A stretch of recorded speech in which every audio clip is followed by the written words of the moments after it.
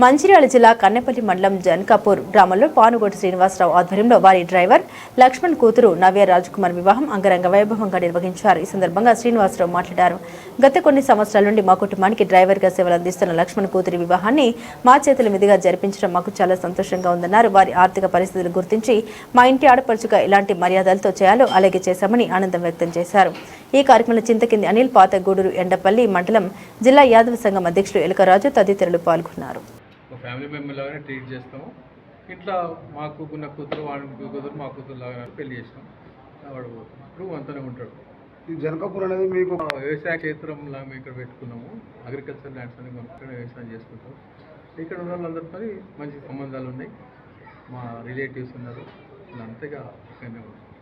ఇక్కడ మామయ్య, నేను హైదరాబాద్ మెంబర్ లాగానే ట్రీట్ చేసినాం. ఒక ఫ్యామిలీ డ్రైవర్ కూతురు అని కాకుండా మన దగ్గరనే పుట్టింది పిల్ల, మన దగ్గరనే పెరిగింది, మన చేతుల్లోనే పెరిగింది కాబట్టి అది ఇంటి ఆడబిడ్డలాగానే ట్రీట్ చేస్తాం. అట్లనే ట్రీట్ చేసినాం.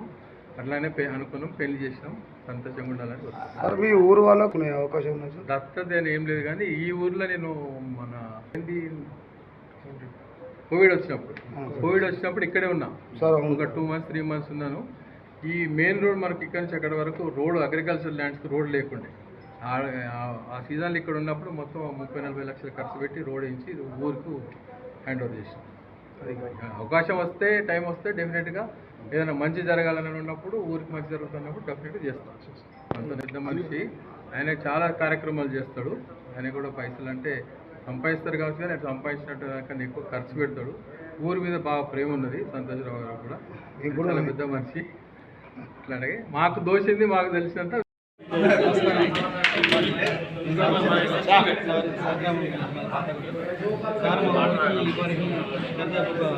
రూపాయల సేవ చేసి మొదటగా ఊరికి గ్రామ పంచాయతీ ఎంత ముఖ్యం, ఏం చేసిండు అదే చెప్తున్నాను. మొదట గ్రామ పంచాయతీకి ల్యాండ్ ఇచ్చినాం. ప్లస్ ఊళ్ళో ప్రతి 24/7 పవర్ ఉండాలని చెప్పి సార్ సబ్స్టేషన్కి ల్యాండ్ డొనేట్ చేసింది. ప్లస్ మళ్ళీ శ్మశాన వాటికి 25 గుంటల శ్మశాన వాటికి ల్యాండ్ డొనేట్ చేసింది. మొన్ననే ఒక 2 days బ్యాక్ మన ఊరికి కులం అన్ని దేవుల కంటే ముందు పోషమ్మ ఉంటారు కదా, పోషమ్మకు రోడ్డు కావాలని చెప్పి 18 లక్షలు డొనేట్. ప్లస్ మంత్రి గారి లక్ష్మణ్ కుమార్ ప్రత్యేక చెరువుతో పాతగూడూరికి 100 డబుల్ బెడ్రూమ్లు తీసుకొచ్చారు. మా ఊర్లో ఇంద్రమిల్లు ఊర్లో ఎవరు గుడిసెలో ఉండదని చెప్పి ఇంటికి సార్ ప్రత్యేకంగా 200 సిమెంట్ బత్తాలు ఇస్తారు. 100 ఇళ్లకు 200 సిమెంట్ బత్తాలు ఇస్తారు. నీకేమైనా చేసిండా?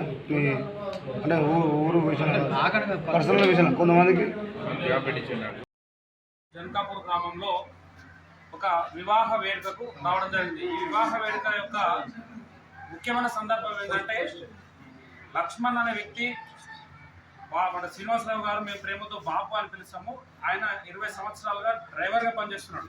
కానీ నేను చూసిన ఈ 10 సంవత్సరాల కాలంలో ఏ రోజు కూడా ఆయనను కానీ, ఆయన కుటుంబ సభ్యులను కానీ, ఒక డ్రైవర్గా కానీ, ఒక పని మనిషిగా నేను చూడలేదు. ఆయనలో ఒక కుటుంబ సభ్యునిగా చూసిండు, వాళ్ళ పిల్లలను కానీ.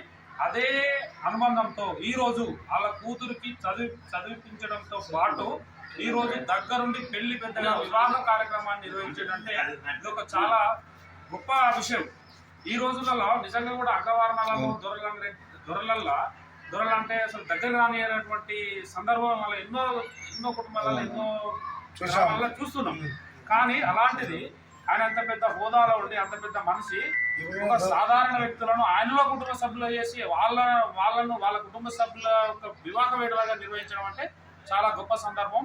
ఈ సందర్భంగా నేను మా సంఘం తరఫున భగవంతుడు ఆయనకు ఆయుర ఆరోగ్యాలు, ఐశ్వర్యంతాలు ఇంకా సిద్ధింపజేయాలని, రానున్న కాలంలో ఆయన ఒక చట్టసభలలో అడుగుపెట్టాలని నేను మనస్ఫూర్తిగా కోరుకుంటున్నాను.